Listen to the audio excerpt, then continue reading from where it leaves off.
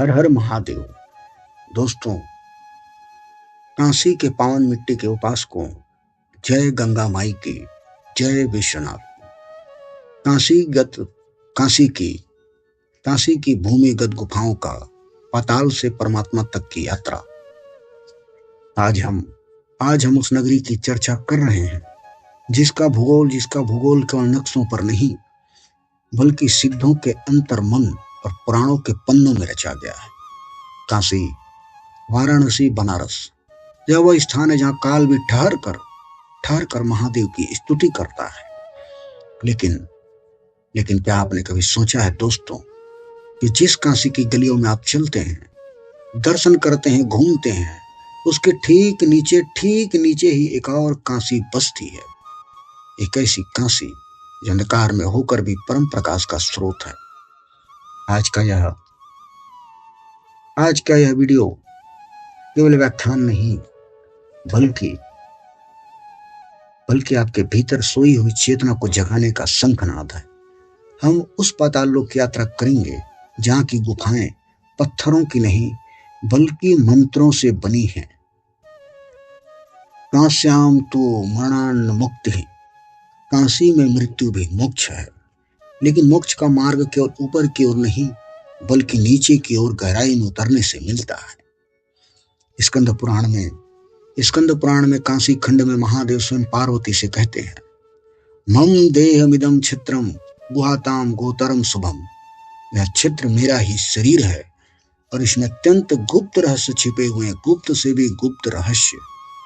काशी के नीचे स्थित गुफाएं हमारे शरीर के मूलाधार चक्र की भांति हैं। जैसे वृक्ष की जड़ें पाताल में होती हैं तभी वह आकाश को छूता है, वैसे ही काशी की शक्ति उसकी गहराई में है। दोस्तों, वर्ष 2021 में जब काशी विश्वनाथ कॉरिडोर का निर्माण हुआ तो पूरी दुनिया स्तब्ध रह गई।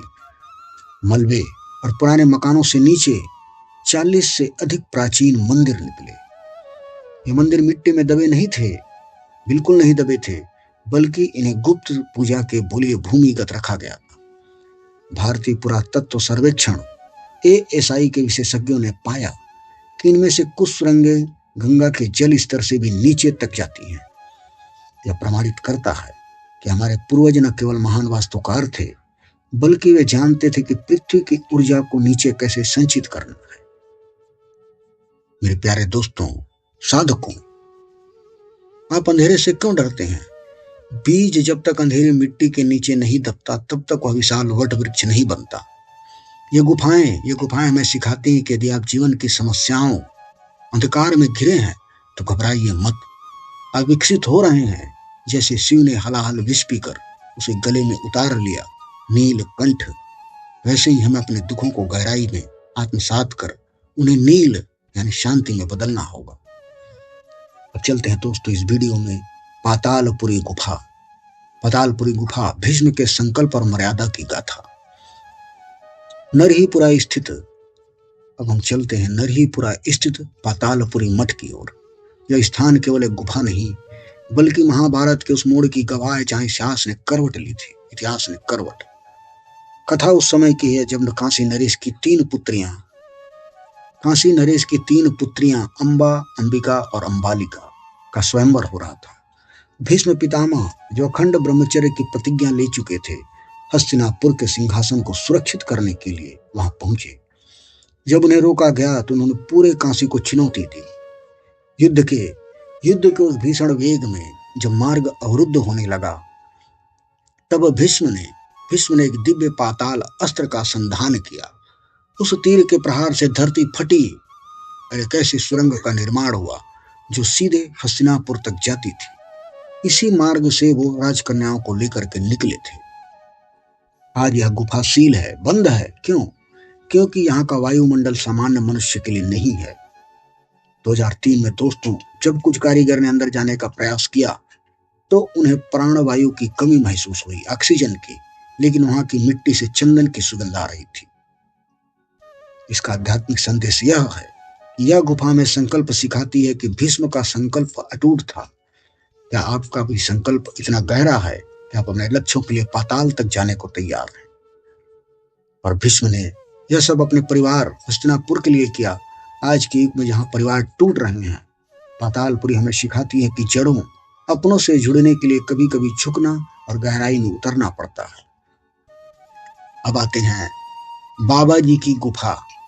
बाबा जी की गुफा दोस्तों क्रिया योग का दिव्य द्वार। गोदौलिया के व्यस्त बाजार से चंद कदमों की दूरी पर कबीर चौरा में लाहिरी महाशय का निवास स्थान है। जी हाँ दोस्तों, लाहिरी महाशय का निवास स्थान। यहाँ की गुफा क्रिया योग की गंगोत्री है। यहाँ महाअवतार बाबा जी जो सदियों से सशरीर जीवित हैं, उन्होंने इसी भूमिगत गुफा में श्री श्यामचरण लाहिरी के योग की दीक्षा दी। बाबा जी ने सिखाया कि श्वास ही शिव है।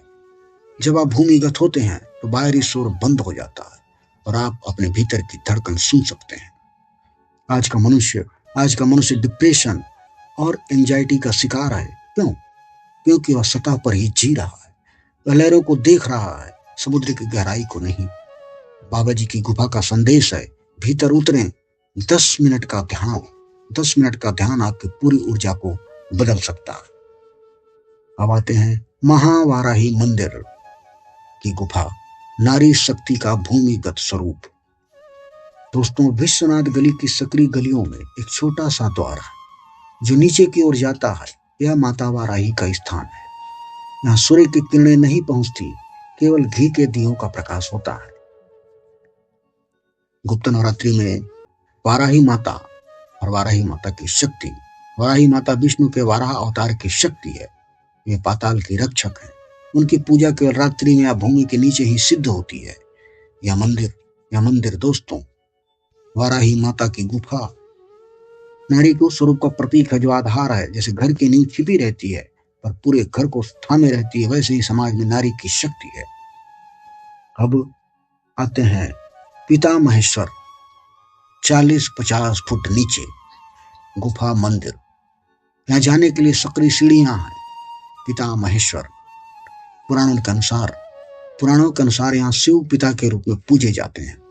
यदि किसी परिवार में पिता और पुत्र के बीच अनबन हो या वंश वृद्धि में बाधा हो तो इस पाताल शिवलिंग का दर्शन पितृदोष को समाप्त करता है। दोस्तों, पिता महेश्वर शिवलिंग यह बताता है कि जो झुकता है वही पाता है। इस मंदिर में प्रवेश करने के लिए आपको अपना सिर झुकाना ही पड़ेगा।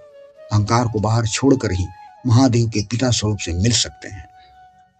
अब आते हैं नीलकंठेश्वर और गुप्त बेसमेंट। काशी विश्वनाथ धाम में हाल में ही मिला व्यास जी का तहखाना और नीलकंठेश्वर शिवलिंग। इस बात का प्रमाण है कि आक्रमणकारियों के दौर में भी सनातन धर्म ने अपनी ज्योति को भूमिगत रखकर सुरक्षित रखा। ये सुरंगें केवल भागने के लिए रास्ते नहीं थे, ये विश्वास के गलियारे थे। इन्होंने हमें सिखाया कि सत्य को कुछ समय के लिए दबाया जा सकता है, लेकिन मिटाया नहीं जा सकता।